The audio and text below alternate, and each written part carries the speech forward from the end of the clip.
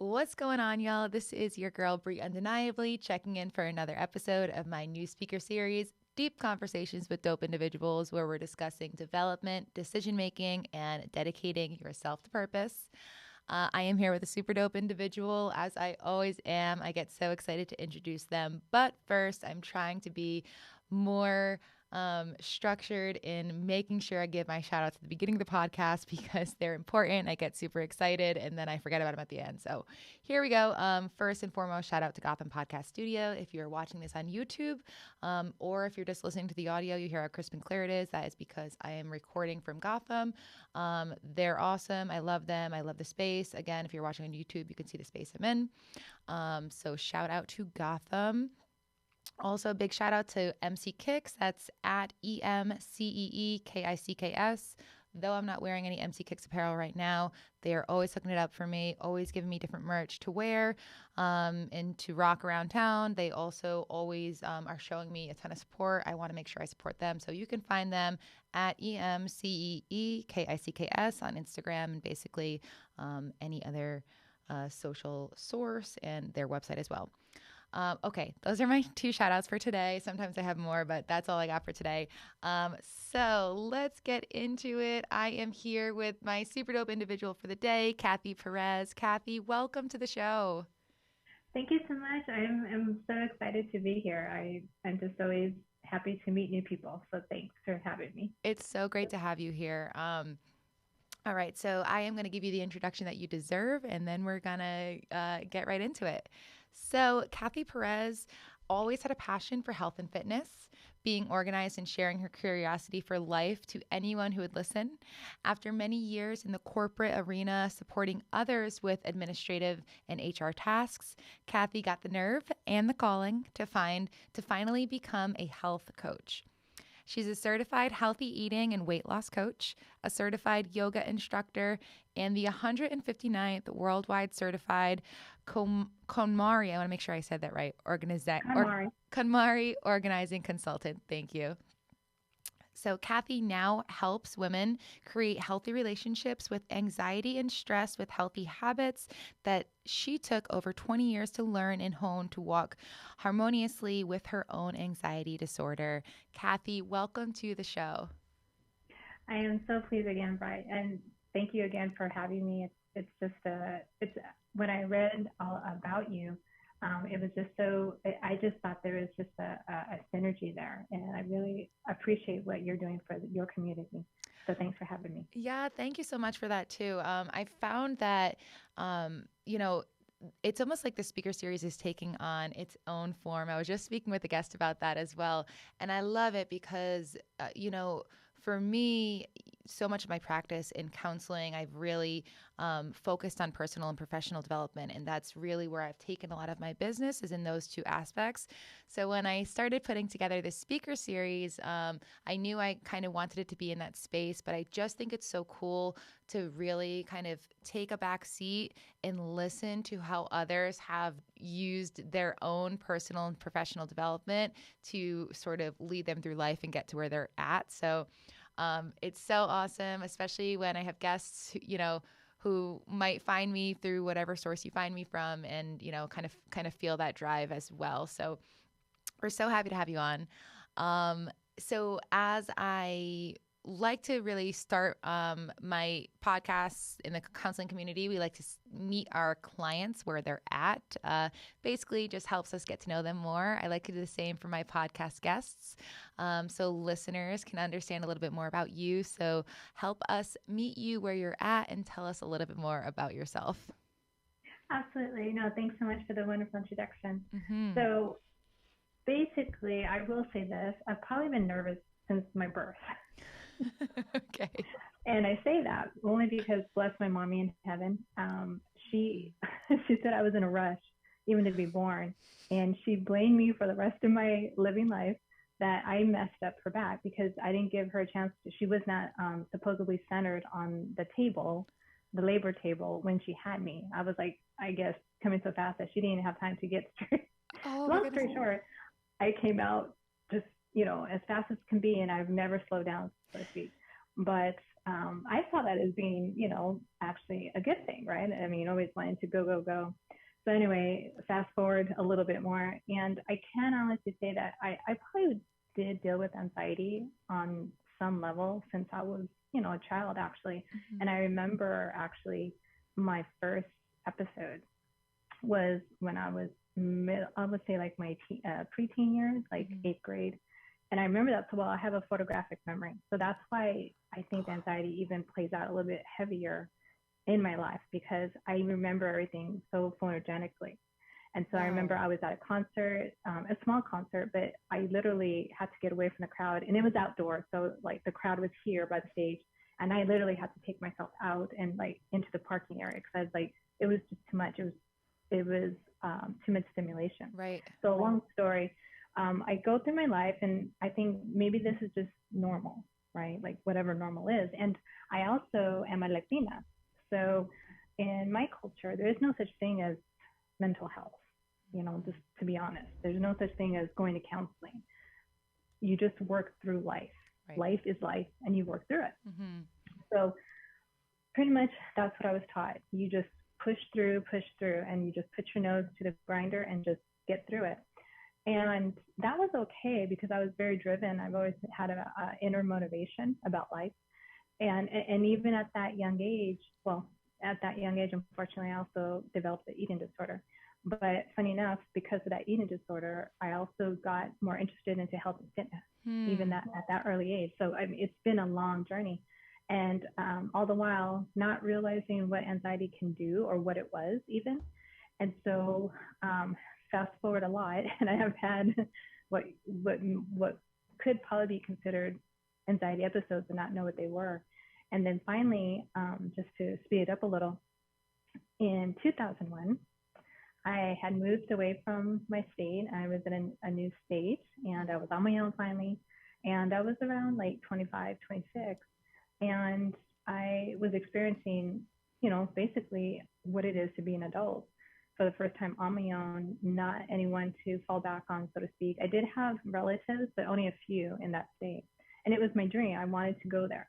And so in 2001, it's interesting because that was actually right around, in fact, I know it was around the time of September 11th, 2001. Mm-hmm.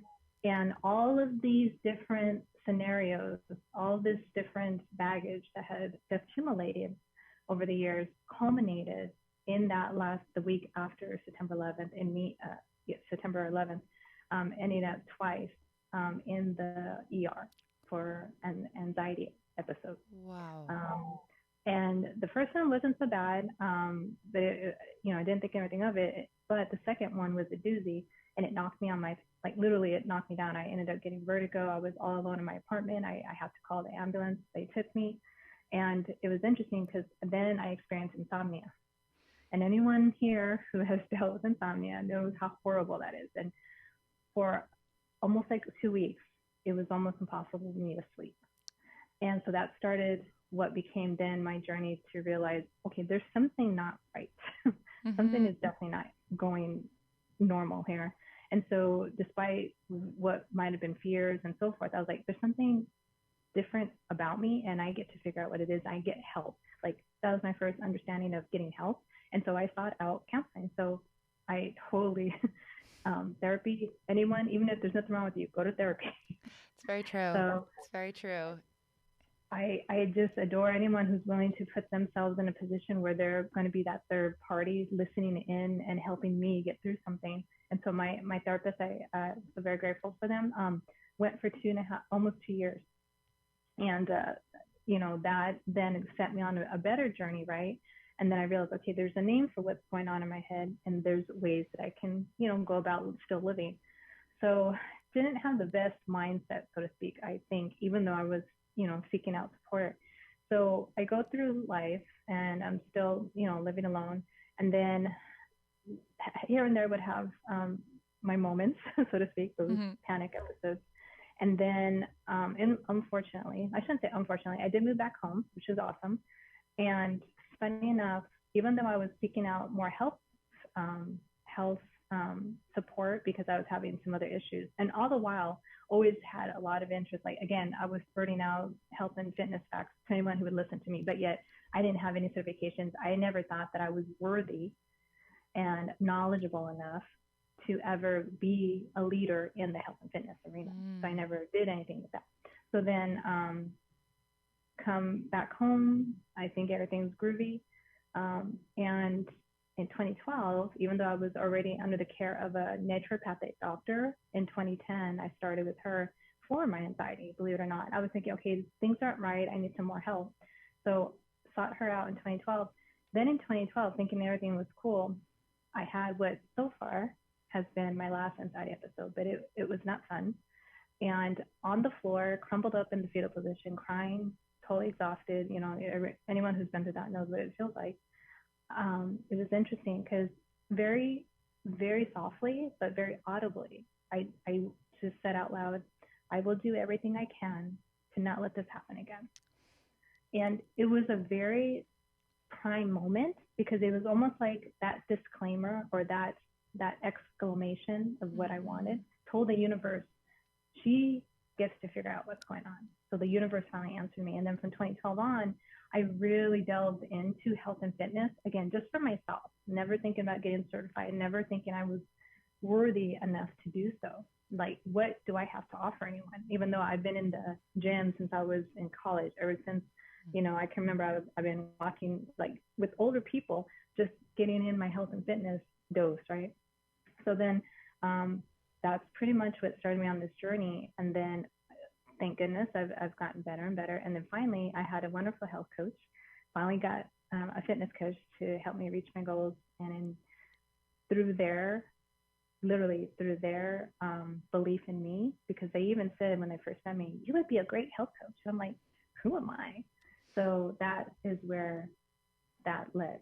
So now that's how I got here. So I don't know if that helps you out to move forward. Absolutely. Thank you. First and foremost, thank you so much for sharing your story and the pieces that you have shared, because I know no matter what anyone has been through, what you have been through, it is you always can still feel a little piece of reliving it when you retell it. So I know that there is a lot of power behind what you just said, and definitely appreciative that you were able to share with us. So thank you for that.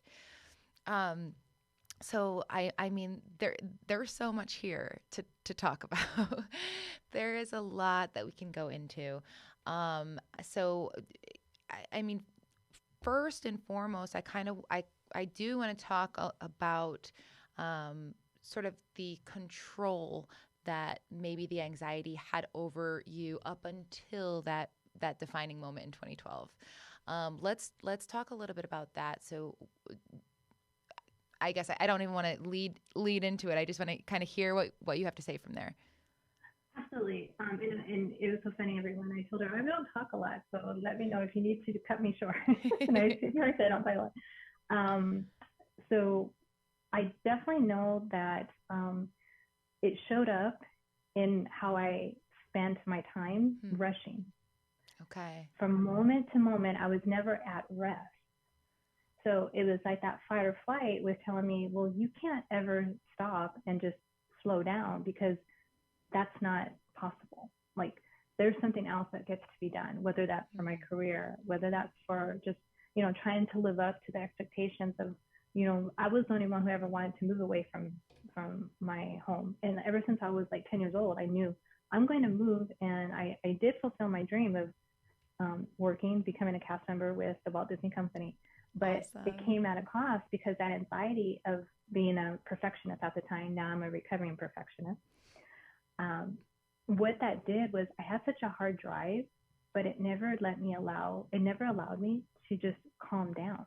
So my system literally, I think, has been on fire since I was, 10 years old almost, right? Yeah. And it's interesting because how it showed up was I was just never able to sit still and enjoy a moment.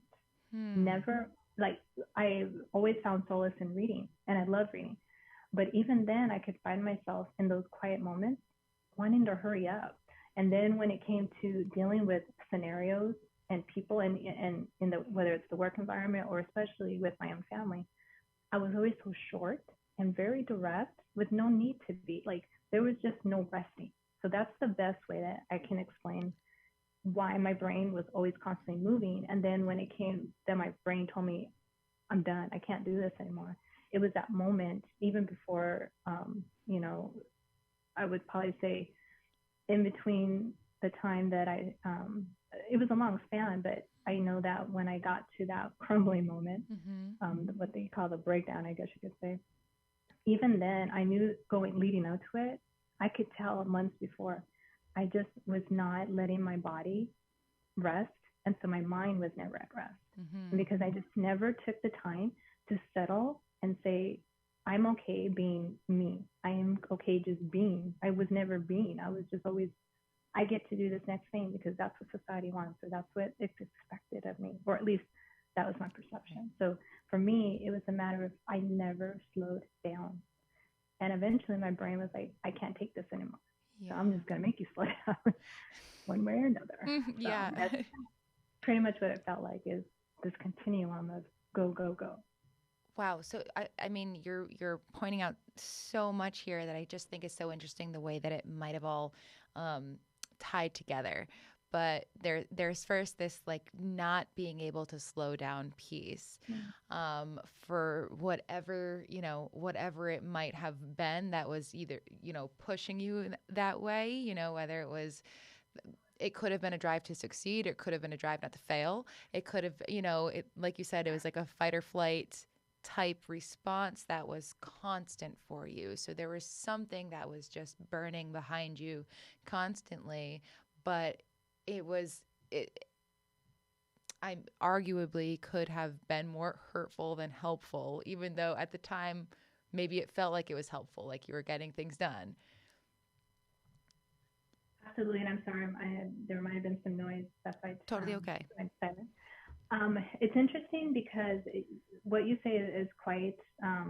I've always been I've been internally motivated for my life. I'm just a Mhm. doer. I'm a doer, and unfortunately, I took that to the level again because I'm a recovering perfectionist, Yes. meaning that back in the day, everything had to be perfect, and that took my anxiety to the point where literally I would shake when I was trying to perfect something. Hmm. And it would put my brain in this like, why can't you get this right?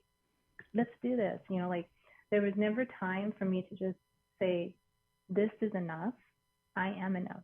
And it's funny because ultimately, and I had to go through a lot. I've been through, been through a lot. So I went through a lot of personal development just this last um, year. And it comes down to this: am I loved? Am I worthy and enough? And am I safe? Those three questions never ever seem to have been met. Now, I know I'm loved, but in the sense that I felt I am not worthy. That was probably and still is the biggest like quandrum, or what do you want to call it? Like that is the big my where my anxiety comes from. Am I Mhm. enough? Am I worthy? Wow. Even still, for That sure. there man and what a really large and really scary question to have to continue to check in and then to probably not be answering the way that you wish that you could answer, or at least for such a long period of time. You're speaking to something that I know so many listeners can really benefit from. So, thank you for your vulnerability there, because man, that am I worthy question that can creep in and break you down completely. That, it can come in like a wrecking ball, and if you do not offer yourself the grace and understanding um, to give yourself the answer, yes, I am worthy, which we are all worthy, but it's so difficult often to reassure that to yourself. Um, so that man, that is a that I'm trying to think of like such a large word, and I can't think of it right now because it really is. That's a behemoth. Is that that is a giant question to be asking yourself constantly, and it makes a lot of sense that, that's like a perpetual cycle. That anxiety comes from that question, and then that question comes from that anxiety, and then you're stuck in a loop. Um, and until you were until you had that moment where you had to be with yourself and say, I'm making a change. I cannot be stuck in this cycle anymore. I need to make a change. And all the while, you had it in you to begin with, and you were doing incredible things. You just didn't, you know, uh, maybe get those certifications right away, or but you did have this, this health trajectory that you were also on, which seems like it could have, it kind of came into your life in a really important time as well. It absolutely did. And it's interesting because, again, I've always been interested in health and fitness. It's my passion. Yeah. But early on, even I was in the gym every single day in college when I first got into gym, and I had my first PT or personal trainer show me how to use all the equipment. And I remember being so excited. I'm like, I'm going to hit this place every day. And I did. But every time I went to, because back then I'm a Gen Xer, so I started the boot camp kids. I was in the boot camp phases when they first started, right? Got it. Okay. But I had the most amazing instructors. And every time I ever thought to myself, I was always in the back of the aerobics class or in the boot camp, and everyone would always tell me, even the instructors, you're so good at this. You have so much energy. You always give me 100%. Every time I looked at them in the front, I was like, I can't do that. Every single day, every single time. Even though the instructor I love the most, she's still a friend of mine. She would tell me, you would have so much fun. I would love to have you be a co-coach, blah, blah. I always told myself, I'm not good enough. They have so much more going for them. And it was interesting because I also then used the excuse, again, because fear, right? I want to play it safe. I kept telling myself, if I went and tried to become some type of a personal trainer, get into health and fitness, even if it was just on a side gig, one, would deter me from my career. No, it wouldn't have. But two, it would mean that I would be leveraging my passion, and then I would resent it.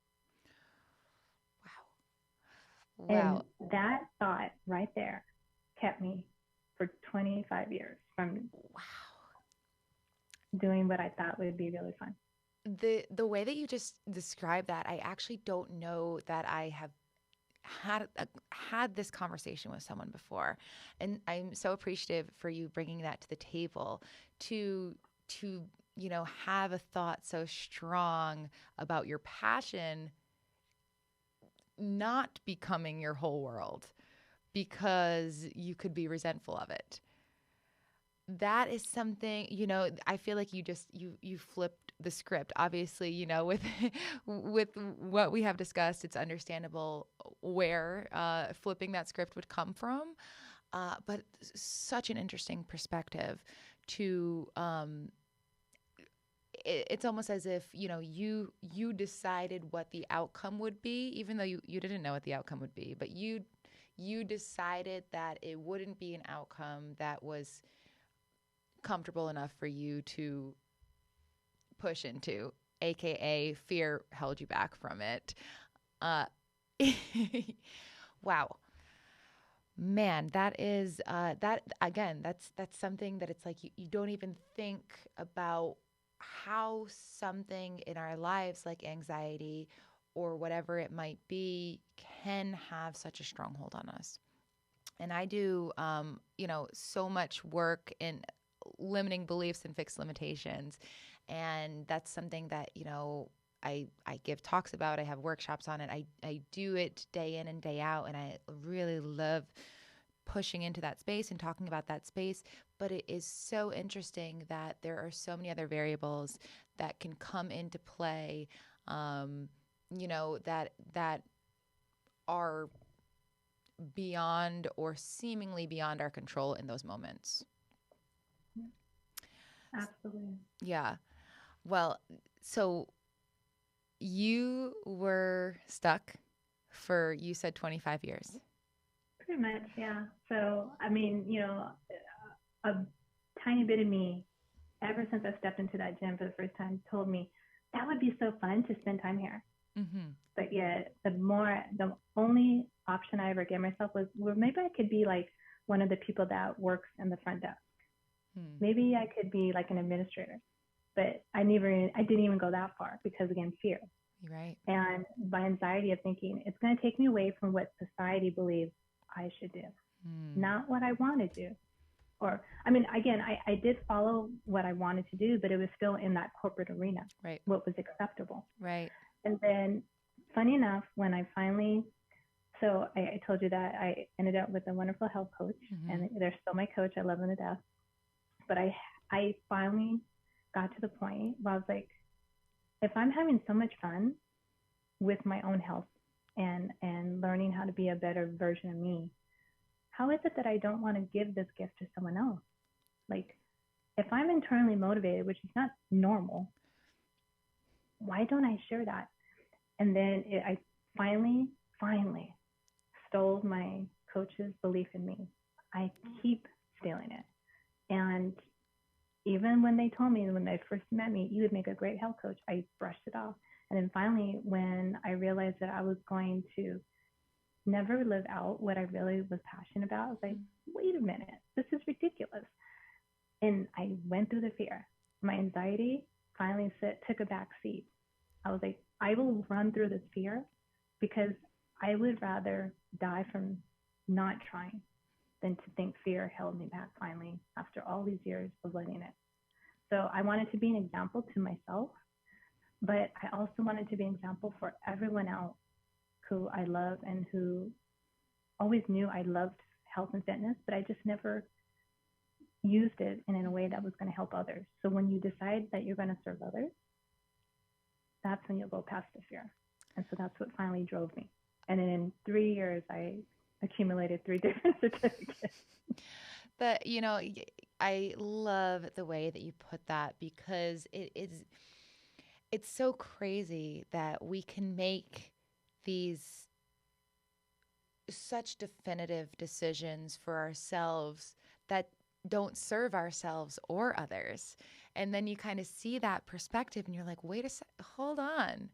Why would I not, like, if I have the rest of my life to live and my two paths to live it are doing something that I truly enjoy doing or doing something that's peripheral to what I could be doing, it's like that fear piece can make so many people decide to take the peripheral path because it's less vulnerable, it's less scary, it's safer, it provides what we think we want or need, when in reality that stepping outside of your comfort zone, that jumping into the vulnerability, that really leaning into the fear piece actually brings something out of us that we didn't know we need and we didn't know we had. And all of a sudden we become, fearless leaders of others. Yeah, and it's interesting because I'm definitely a faith-driven person, Mm-hmm. and so is my coach. And I've always been willing to share about my faith. Again, I'll share anything with Yes. anyone.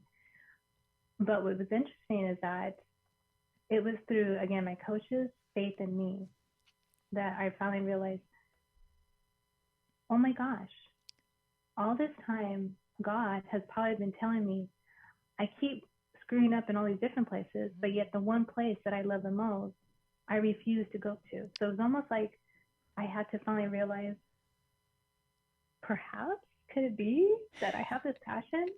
Possibly because God wanted me to speak to others with the intention of showing God's grace through me for others. Meaning, Yes. I am going to glorify God simply through the act of serving others. Never did I think about it that way because I was internally in my head always about me, me, me. But once I Mm-hmm. realized, wait a minute, I can help another woman not go through what I did for 25 plus years. Yes. how could I be so selfish as not to at least give it a go? And that's why I got here. Yeah, and there's a few pieces I want to touch on. One, the fact that, for you, this transition really was in the serving others piece, the helping others. That was kind of where the switch flipped for you, in some capacity. And I think that is really incredible, as so many of my listeners know, and we spoke on purpose, and we're going to speak more on purpose, but my definition of purpose is when passion meets people. Or, people can also be the environment or animals, or, when your passion goes outside of who you are, is really the equation for purpose in my mind, and how I have framed it in my world. And I love that, that people piece, or that serving others. And for you, it is very intertwined in your religion and spirituality, which rightfully so. It makes so much sense that, this service to others is like this piece that, like, this is what you were on this earth to do. This is why you were placed here by your creator, is this be able to serve others. So I just love how that piece right there sort of became your power moment, or that your power feeling that, wait, I can do what I love and help other people, and why would I say no to that? The other piece that I really love that you mentioned a couple times is this borrowing or stealing someone else's confidence in you, or someone else's you know view of how awesome you are, or how incredible you are. I think that there's so much power in that, because sometimes we always need people. We need others in our lives, in our world, but specifically when it comes to development as a human being, whether it be personally or professionally, sometimes we need someone else to have that confidence in us, to show us that someone else is seeing it, that it actually does exist, that it is out there. So I just love how you said, I think you said you stole it from your coach, or I still do. yeah, as you should. You can steal that every day, because they're your coach, to be able to offer you that um, that room to steal or to borrow. Well, and it's interesting because, again, learning in my culture that, again, you just go, go, go, Mm-hmm. and you don't feel sorry for yourself. Whatever happens in life just happens. Right. But it was interesting because once I realized that I get to find help, like that first reaching out to a therapist, that was unheard of. Like, Mm-hmm. I didn't tell my family for almost a year and a half what was going on. I mean, Yeah. that was like devastating. I was like, I can't tell anyone this. Right. And then when I finally reached out, I was like, wow, that's a lot easier than being in my head. So then I, little by little, over all the years, I finally realized it takes a village. And Mm-hmm. so asking for support is nothing more than being human, Mm-hmm. because we were not meant to be solo, as we all found out very harshly the last 2 years. Yes. But it's interesting to know that what people perceive as weakness is really strength when you're Right. willing to be vulnerable. And that's what it took. When I finally let the guard down and let God speak through me, and I said, wait a minute, if I'm passionate about something, then it's not hurtful to anyone. Mm-hmm. I'm only wanting to serve. When I realized that it's not about me, that I was given a gift, if you want to call it, of encouragement. But because I let anxiety keep that fear inside me so much, it depleted Mm-hmm. any desire to want to share that gift. So, as an encourager, as my coach calls me, I was given this gift of encouragement. And by golly, only until I was willing to accept that I could give the encouragement was I able to stretch and finally say, yes, God, I am worthy to share your message. I am the encourager you want me to be. I love that. And you know, from the few interactions that we have and just from the story that you're telling, like I can see that gift in you as well, that encourager, just that you have just an aura about you that is positive and inviting and encouraging. And you know, it's coming through the screen. It came through in our pre-interview as well. So your coach is spot on. This is a great coach you have here, who is also, you know, we're so thankful for your coach because your coach has gotten you to step out and be authentically and unapologetically you, which I think is a beautiful thing as well. Before we kind of move in to your coaching now, I just want to point out one more thing that I think you brought in, and it's important for me to touch on, and that's that cultural piece, because you know, and I want to just highlight it because for me, when I was in grad school as a counselor, one of the biggest one of the biggest pieces that everything in our counseling practices were layered into was the it being us becoming multicultural counselors and really having cultural competencies. And with that understanding was really, you know, it's not about me knowing everything about every culture. It was in becoming a counselor, understanding that there are cultural boundaries that are not, or, you know, cultural pieces that can be considered boundaries, even if they're not physical boundaries. In the same way, you know, there's a lot of not rules, but there's just a lot of unspoken things that you can be born into with your culture, and then especially as a child or someone who might not know differently or who only is taught one thing, you follow that one thing.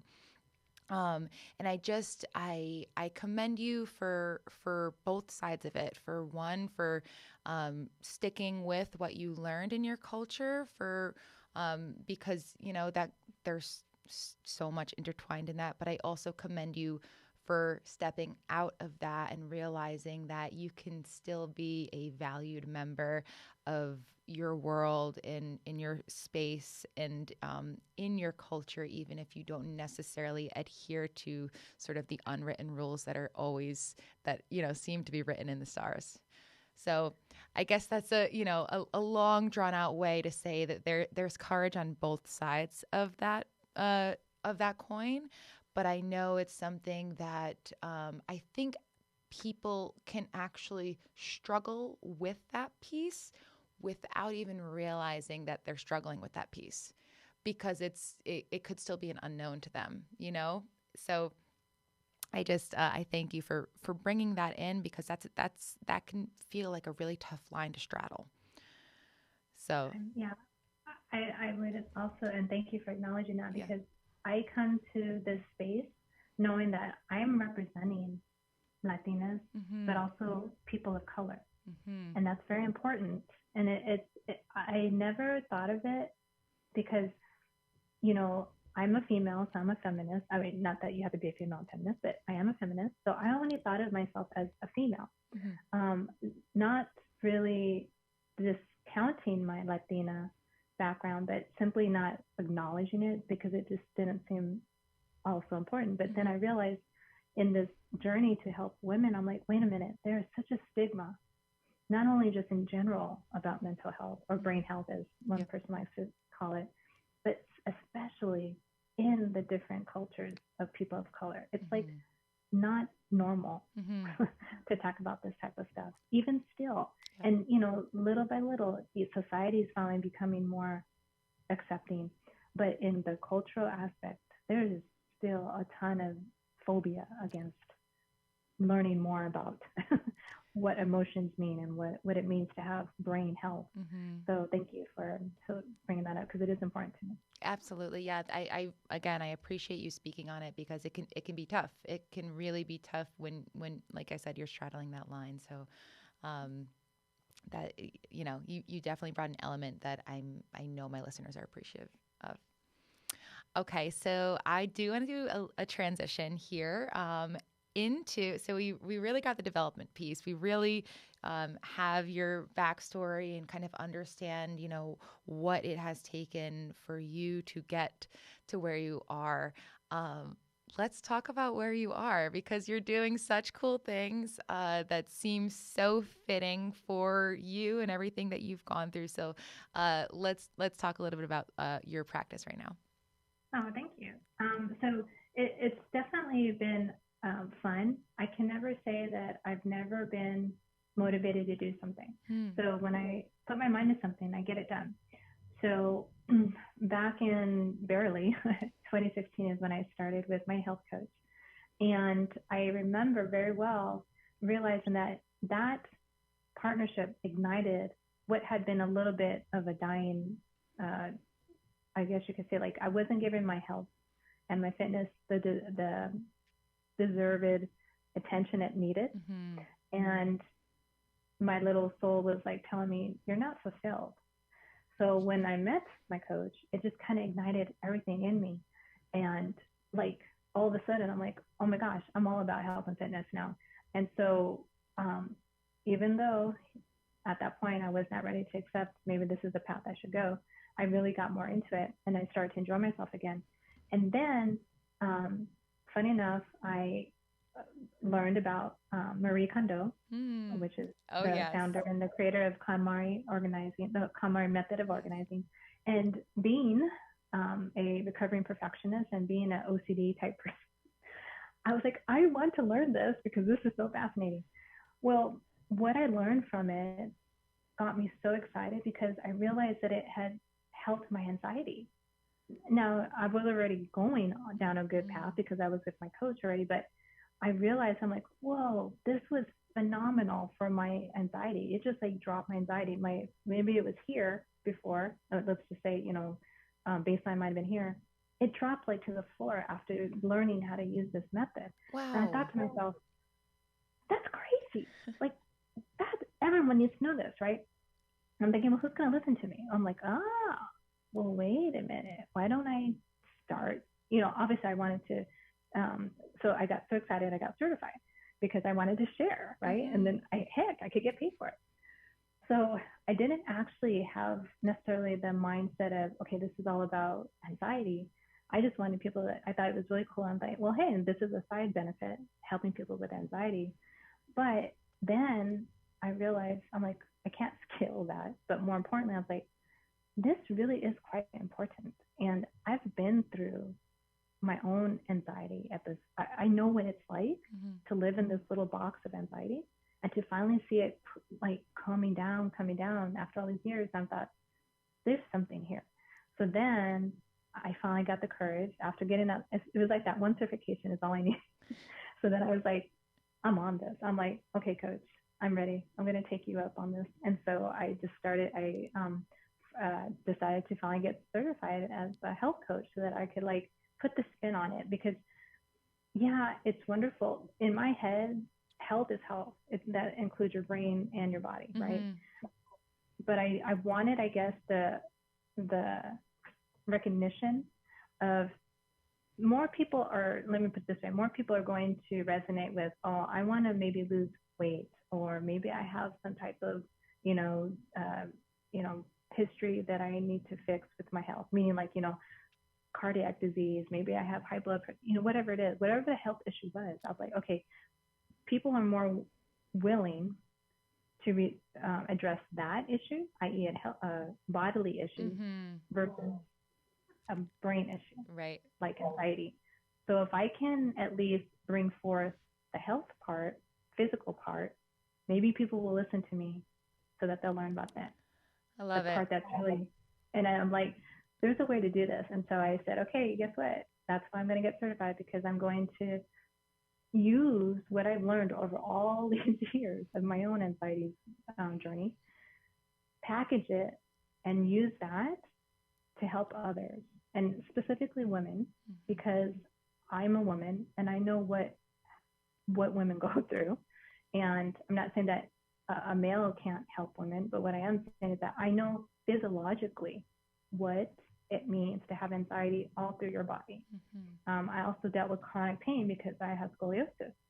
So I have all these different, what would seemingly be things wrong with me or problematic situations, but I've turned them into a way to reach others and say, guess what?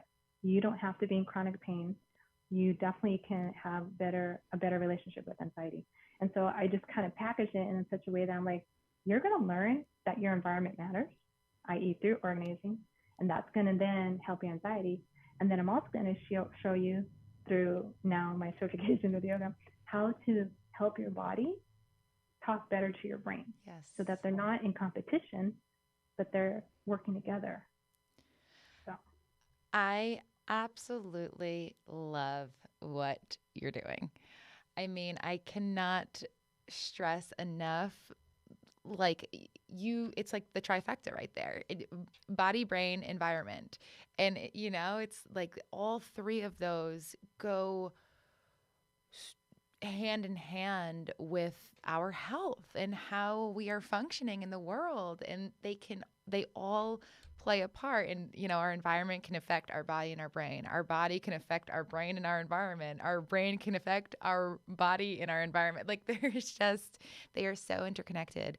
And I think that it's really, really incredible that you have taken sort of like these three segments of understanding that you've cultivated over your lifetime, and said there's something powerful here. There's something that there's a reason why I have gone through the waves that I've gone through to bring sort of these three things full circle to help others. So wonderful. I mean, that really, it truly is. It's like, I feel like bringing the environment piece in and the organization piece is sort of this missing link that a lot of people don't consider, that environmental piece and how much it can really affect who we are and how we are living. absolutely. It's interesting because people think of organizing as a very mundane practice of any sort, but what they don't realize is that it totally affects. If you're a visual person, or even if you can see peripherally, if something is off around your environment, your brain isn't thinking of what you're doing at the moment. It's looking at the peripheral, because what is it searching for? Am I in danger? So you're not going to concentrate. So definitely organization has a place in mental health. 100%. And you want to know, I think I know that I spoke to you about this example in our little pre-interview discussion, but I think it's really important to bring here, especially for my listeners who know me on a pretty personal level. They will know that Brianna, or Brie, through her college years, always had this pile of clothes in the corner of my room. Everything else had a place, but for whatever reason, I could not shake this pile. I would do, I would do laundry and whatever, but the next day it's like, if I was trying on outfits, whatever it was, it would just be like a pile of clothes would just build up in the corner of the room. And it was the only thing that was out of place was the pile. And the pile, my friends will say, oh, we all know about the pile. But it is, and I would say in the past 5 years of my life or so, I have cleaned up that pile. And I am not kidding when I tell you I would say like the first week that pile was like actually gone from my room, it was as if I had cleaned up a pile of clothes in my head. I'm not kidding. It was like, all of a sudden, I had this clarity because there wasn't this like looming grouping of things just festering in the corner of my room. It really was. It clarity. That's what it was. And I remember, I actually won't forget that moment because I was like, oh my goodness, something just happened here. Like that physical environment space, cleaning it out and putting everything in a place and actually having 100% organization outside of, in my living space rather than 90% and not going the extra 10% changed everything. So I don't doubt it, and I think that's wonderful. I think that says it all right there. Thank you. yeah, use this as a promo because I'm telling you, it really is. If that's something that you work with your clients, it's so true. They all play into each other. Um, okay, so we have made it to the place in the podcast. We're in the last 10 minutes here. I definitely want to bring in purpose. It's the way I like to really kind of cap things off, and then we'll do a fun, quick, rapid fire round. But purpose is what so much of this podcast is central around. And for me, I've just found that everyone I've worked with, including myself personally, both in my personal and professional development, purpose just stands strong in those two spaces, which is why I've made it so central to the speaker series. And I just think, I feel it's resonating off of you just in the conversation, what purpose has, fulfilled for you and done for you. But I'd love to just hear sort of your ideas or your thoughts around purpose and what it means to you. And maybe, you can recap how that really has played a part in your development. No, I think it's a wonderful question. It's neat to have that asked. So what does purpose mean to me? I can honestly say that back in the day, meaning like when I still did not feel like I was worthy enough to ever get into health and fitness for whatever reason, I at least knew that I was a motivated person. And from that, I was able to accomplish, certain dreams. But it came at almost like a selfishness, meaning that I was driven because I was driven by what I knew people were going to give me accolades for. And that there's nothing wrong with that. But even though I was a faithful person, I never connected the fact that, okay, what I want in life probably would mean more and be more beneficial for me, but also for it could affect others in a positive way had I thought about how can I help others in my process. And again, there's nothing wrong with having dreams. I fulfilled what I wanted to. But always knowing that I was a faithful person, I was like, there's got to be more. And I never really it sounds funny, but I never connect the fact that, okay, whatever God gave me as gifts, am I using those to serve others? Like it never occurred to me. All I wanted to do was I wanted to be a cast member for Walt Disney because that was the coolest thing ever. But how was I serving others? Well, I never really could answer that. So the question never came up in my head. But at the same time, then I wondered why I wasn't feeling as fulfilled as I wanted, right? So once I went through this whole journey and then I connected the fact, I'm like, wait a minute, it's taking me this long to realize that I have a gift of encouragement, but I've never used it other than just to talk to friends or family. Maybe I've smiled at people, maybe I've been nice to people, but I've never taken it outside of myself. So when I decided that my purpose was actually to encourage, to help others, help other women, my purpose was such that I realized all this time, my purpose was to be an encourager, but I needed to reach out to others to see how to best serve them. I wasn't best serving people. So for me now, finally, what purpose means to me is that I'm using my God-given gifts to help others share their God-given gifts. My purpose is to help them shine. And I don't care how that looks. And again, I can still be kind to the stranger, give them a smile. So my purpose is always to encourage, but being very intentional now about it is going to mean that that ripple effect is going to happen a lot sooner, a lot faster. Thank you so much. I love how you said your purpose is to help others live their purpose. That is just hearing that. I mean, I get chills thinking about it. It's so cool, so amazing. That is just like, my gosh, that's the greatest purpose there could be, is to help others find it themselves. And what a cool way to have it, framed for you and to have it, played out in your world, that you get to help others do that. That is truly amazing. And your encouragement is definitely serving in a way far beyond what you might even be able to imagine, that I can feel certain of. Okay, so we are here finally in our rapid fire round, the real fun part. And then I will ask you to just leave us with your final words, let everyone know where they can find you if you choose, and then we'll close it out. Okay, so rapid fire. We talked about 3 things in the beginning. We have discussed them the whole time. That's development, decision making, and dedicating yourself to purpose. So rapid fire, just a this and that round. The first one is in regards to development. Currently, in this very moment, are you working more on personal development or professional development? I'm going to actually say professional development right now. I'm currently with my same coach, and he's not only a life coach, a fitness coach, but he is a business coach. So we are in a boot camp right now. So it's really cool. For Awesome. 3 days, we're going at it. I love it. So professional development is where you're driving on right now. Great. Yeah. Okay, so decision making.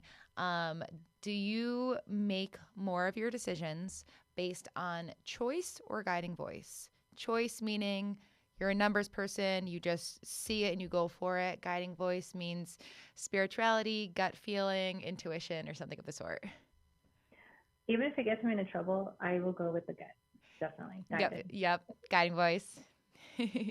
that makes, based on our conversation, that makes a lot of sense. I don't even know that I would I'm gonna called you a liar if you had said the other one. Just based on the conversation, you have gone with what has guided you spiritually. Yeah. Okay, so the last one is on dedication to purpose. This one, I would like to know, for you, is dedication to purpose a singular moment in time that changes everything, or a daily practice that you have to keep pushing towards? I'm going to say the latter. I get to push because it wasn't my natural instinct, unfortunately. Mm-hmm. And so it's taken so many years to get to that point. So I would definitely say that it's something I'm working on, because every time I think about getting smaller, I'm like, wait a minute, I've already expanded. All I can do is keep expanding. So it's definitely a work in progress. Work in progress. Yep. A daily practice. Awesome. Thank you so much. That's the end of our rapid fire round. You did great. Okay. So in the final few minutes we have, Cathy, the floor is yours to just leave listeners with whatever you would like to leave them with, and just let everyone know where they can find you. Sure. Well, I want to say I apologize. I should have said your whole name, Brianna. Oh no, I go by Bree, undeniably. That's so okay. Bree, Brianna, whatever you want. Actually, most of my listeners, I called myself Brianna, and they're probably like, "Who's that?" So Bree is just fine. And really, the easiest place to find me is on Facebook, mm-hmm. And I have a free private group called Healthy Habits for Less Anxiety.com. If people with females want to join, they're happy to take a look. But that's my profile is also on Cathy Perez is my handle for Facebook. But that is where I hang out the most. Awesome. So thank you. Of course. Yeah, I will make sure to put all of that in the show notes as well. And any social posts that I make, I'll make sure that your information is there. Awesome. Well, Cathy Perez, it has been such an incredible pleasure. I am so sincerely grateful to have had you on the show. You have brought a ton of value to listeners. I know that for sure. And it has been an awesome conversation. Thank you again. Awesome. All right, everyone. As you know, how I end all of my podcasts. Until next time, let this be the moment.